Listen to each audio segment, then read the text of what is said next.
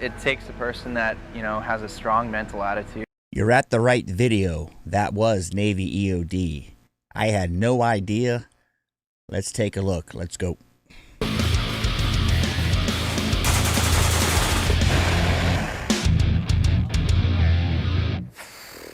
I don't know. I hate this question. It's like, what is EOD? I hate that question. EOD was none of this in my mind. Maybe I knew EOD guys, never asked exactly what their pipeline was. And I don't know that their pipeline was like this, because this pipeline, you saw them jumping out of planes, doing free fall. They do dive. I could see why Navy EOD would do dive stuff, right, for shipping lanes. These guys have a serious pipeline. This is pretty exciting stuff. If, say you want to be a SEAL and you said, well, I really don't want to do that. I like blowing things up more. Like EOD tech or bomb tech, you know, I think about like stuff they see on like, you know, cutting wires and stuff like that. I always get asked about the cutting of the wires. Like, oh, you want to cut the red wire? I'm like, I'm very rarely cutting wires, but. You can parachute, you can scuba dive, you can shoot every gun in the U.S. arsenal. Now, what'd you think that right off the bat? Tell me, would you think EOD would be parachuting, scuba diving, you know, training CQB like this, shooting MP5s to suppressed weapons? I mean, these guys, I had no clue. I guess I'm just a dumbass. We shoot, we jump, we dive. And I don't know. It sounds funny, but I think when you're faced with an explosive hazard or something inherently dangerous, we're the people that you can call. So Navy EOD, we deal with getting people from point A to point B in a safe manner, dealing with any explosive hazards. So you have surface, which goes into a lot of your IED type problems. You have the diving mission set, anything water-based, mine countermeasures. We're versed in chem and bio hazards, your nuclear hazards, not to mention. They cover a lot of ground. Like I figured water, they haven't seen the water in 20 years. Maybe Euphrates River, maybe some stuff that you don't hear about. Maybe around some of the oil platforms, I guess. You just don't hear a lot about them doing this. I wouldn't see them jumping out of planes, but they do. Looks like a great MOS, exciting for a young guy, young lady. We're capable of jumping, shooting, maneuvering, that kind of thing as well. Lots of robot training, and then at some point, you can't get a robot in there. You're gonna have to actually walk in there with your feet. Proficient at demolition, which is very important. Proficient at shooting. Hold that one, I'd say, up there as well.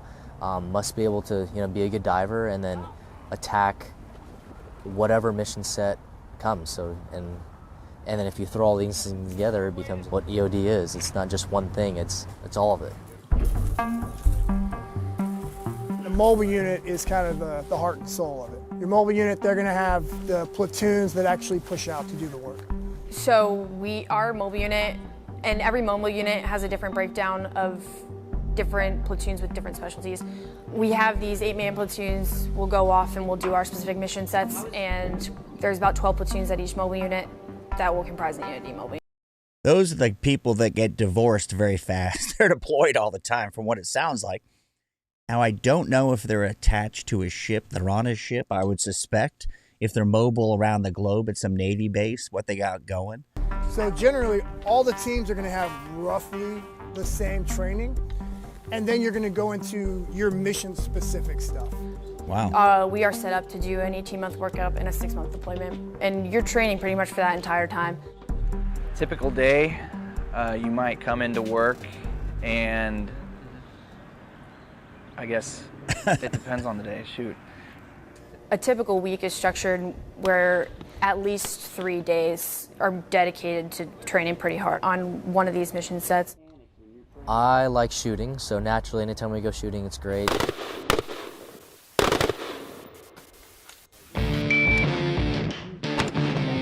I would imagine they'd be training with SEALs a lot. There's only so many courses to run, at least crossing paths. So they work with them, right? Do some exercises together. I know the SEALs have skills in EOD, but these guys, that's what they do. You know, they've got the really technical skills. how to do things beyond just blowing them up. I'm sure they've got skills we don't even understand unless you're an EOD tech.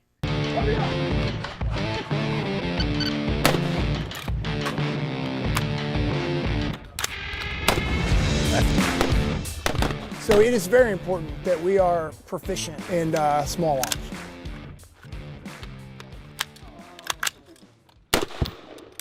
Seven, 8, 3. So the number one thing, we are a combat support unit. So we support units like Special Forces, the Frogs, Rangers. If you can't be safe with a weapon, you can't be competent with a weapon, you cannot support those units. Just don't see how they would fit into, say, an Army unit or Marine Corps unit. They have their own EOD. When do these guys sort of meld into the mix here? I could see them helping out the Navy, but why would they help out the U.S. Army, the U.S. Marine Corps? Seems like everybody has got EOD. And this wasn't sold to be a unique, like, SF EOD. This was just sold to be the Navy's EOD program. So at a bare minimum, you have to be able to flow competently and safely with any weapon system that you might have to hold.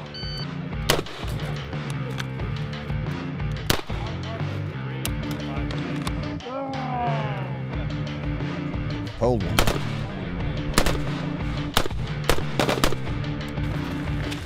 Shooter stand by.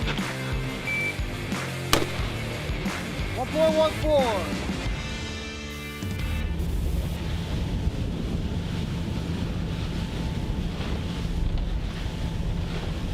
There's a lot of times where it's weird to me that I'm doing activities as part of my job. Bet they love this part of the job. They probably do it when it's winter up in Virginia. They go down to Key West, get that nice per diem and enjoy it. You know, but those guys have to go down there because they can dive real deep. It's clear water. They can, you know, see what they're doing and practice and train folks. That people either pay really good money for or can't, like, imagine that that's what I'm. Things like jumping and diving and not sitting in an office all day. That's every week it's a new mission set and you're focusing on something new. So it doesn't really give you time to get bored. Yeah, I guess not. We're in sunny Key West right now.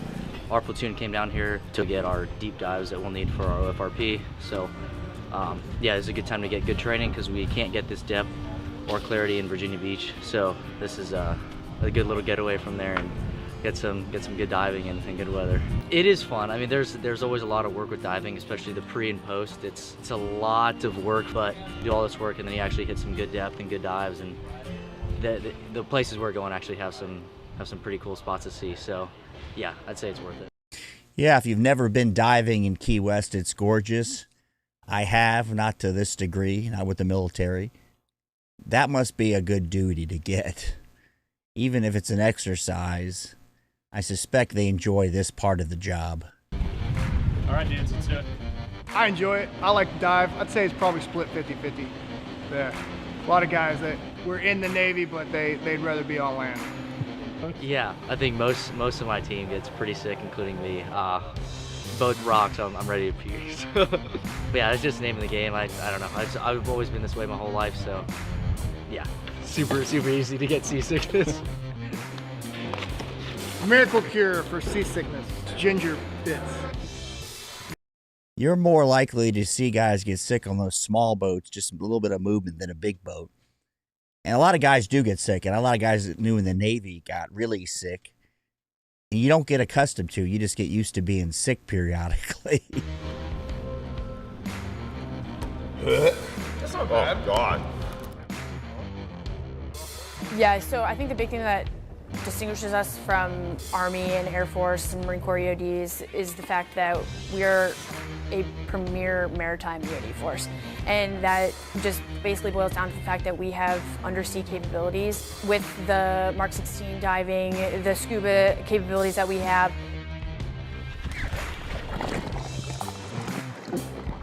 Again, that's very broad for some of the more specific things and operations that we can do underwater. But like I mentioned before, we're more just facilitators for that freedom of maneuver, and we have the capability of taking that undersea.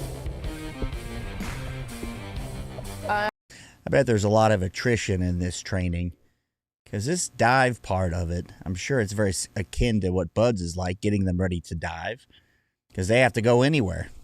They have to do probably deeper dives and more extensive diving, I would think, than SEALs do, in particular, because they're specialized in bomb disposal and probably bomb planting as well. Their major threats are going to be any mine that any ship could possibly come across them, because the damage of that could be catastrophic. Mission set is clearance of routes for boats to go through. And so that's why we're diving this rig.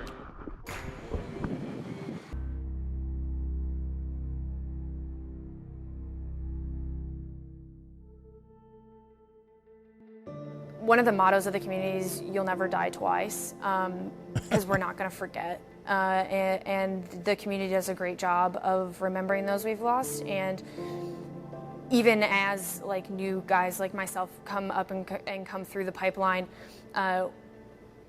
we know everyone that has passed away from the Navy EOD, and I think that that's really important, and we understand the gravity of it. So it's not working right now? The arm was doing.